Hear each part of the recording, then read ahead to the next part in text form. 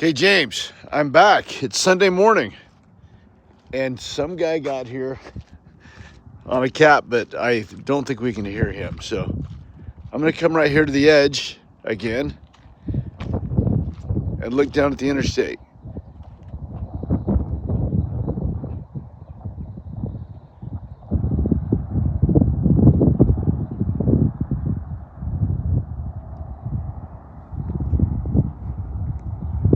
So I can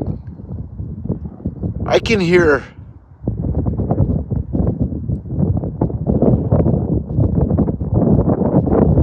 I can barely hear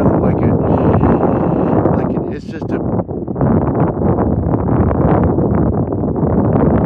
there's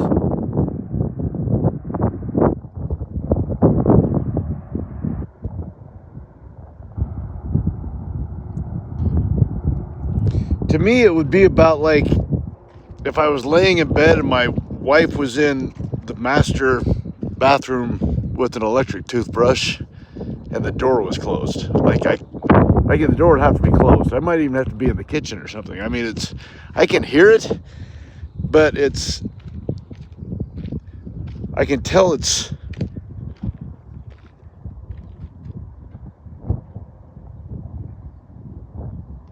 low. It really is. I mean, I hear other things around me. I hear some cars way down there by the golf course. I hear this guy over here a little bit.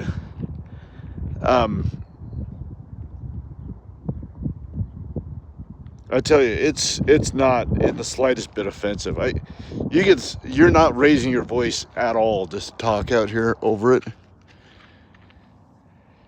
This morning, as you can see by that thing there, the wind is actually coming a little bit more from that way, so not quite to the freeway, but a little bit. So I would think that would carry the wind, the sound maybe towards me a little bit better. There goes some motorcycles. Let's listen.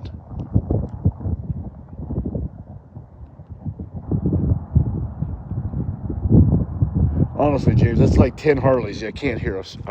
You can't hear anything. I would consider noise here at this lot almost a non-issue completely. As far as a practical issue, I would say it's a non-practical issue. It really is. It just isn't a problem. So now once in a while, if I really perk up, I can hear a little bit of a whine off. Maybe it's a certain vehicle or something, but man, it's so light that I don't know. I just think you might